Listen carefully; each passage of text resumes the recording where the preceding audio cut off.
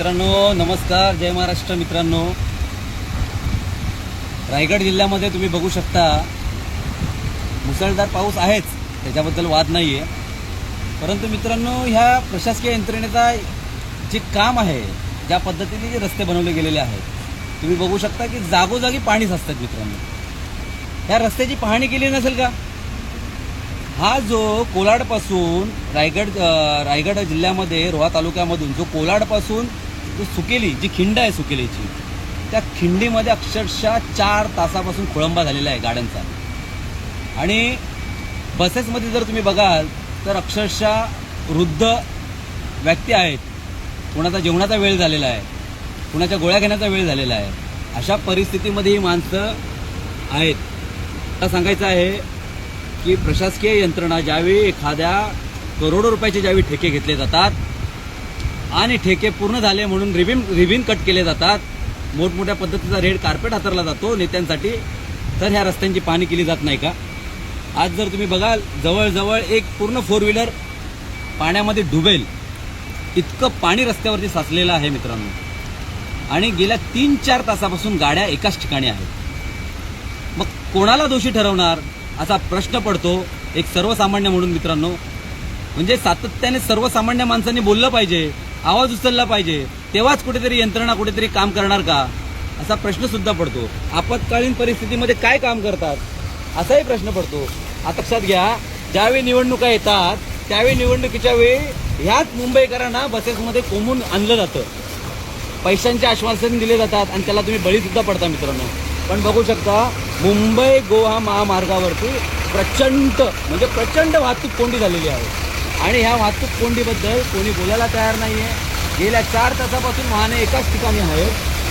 कोणतीही म्हणजे आपत्कालीन सुविधा कोणतीही इथे दिसत नाही आहे. एखाद्या तिथे फ्लायओव्हर उभारला असता.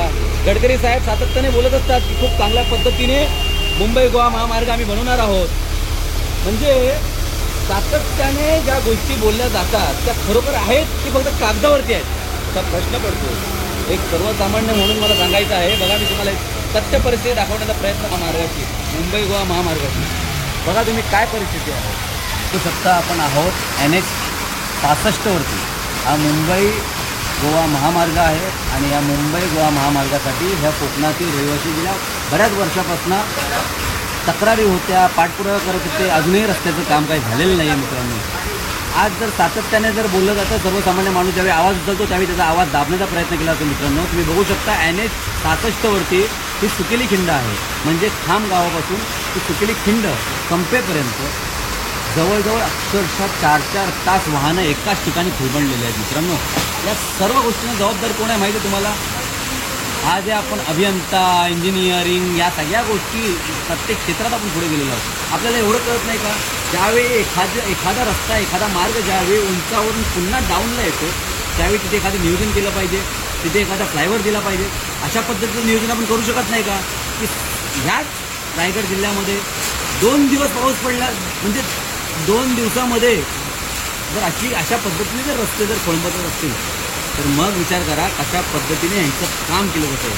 छत्रपती शिवाजी महाराज होते त्यावेळी महाराजांचे गडकिल्ले यांना एकदा दाखवा जाऊन की कशा पद्धतीने महाराजांचं कामकाज होतं आणि कशा पद्धतीने त्यावेळेचे अभियंते होते, इंजिनियर होते, कशा पद्धतीने काम करत होते. मित्रांनो, आता जो चाललाय ना, हे सगळं तुम्हाला बघायला मिळतंय. कुठे झाडं कोसळत आहेत, कुठे दरड कोसळते, कुठे रस्त्यांच्या मधूनच पाणी येतंय. हा सगळा मित्रांनो भ्रष्टाचार आहे, लक्षात घ्या. आणि हे भ्रष्टाचार करतात कोण? तर स्थानिक लेवलचे ठेकेदार. आणि ठेकेदार कुणाचे चेले असतात? तर स्थानिक आमदार, खासदार, मंत्र्यांचे चेले असतात मित्रांनो. म्हणून मला म्हणायचं आहे की पायाभूत सुविधा यांना द्यायच्या नाही आहेत. सामान्य माणसांचा जीव गेला तरी चालेल. ह्याच्यावरती फक्त श्रद्धांजली वाहून गप्प बसण्यापेक्षा प्रत्येकाने आवाज उचलला पाहिजे. आज रायगड जिल्ह्यामधली जी परिस्थिती बघाल, जागोजागी पाण्याने साचलेला आहे. आज रोहा स्थानक जरी तुम्ही बघाल तर रोहा स्थानकावरती जवळजवळ अक्षरशः कमरेच्या वर पाणी आहे मित्रांनो, कमरेच्या वर एवढं पाणी आहे. तर मित्रांनो, कोण जबाबदारी आहे सगळ्या सिस्टीमला?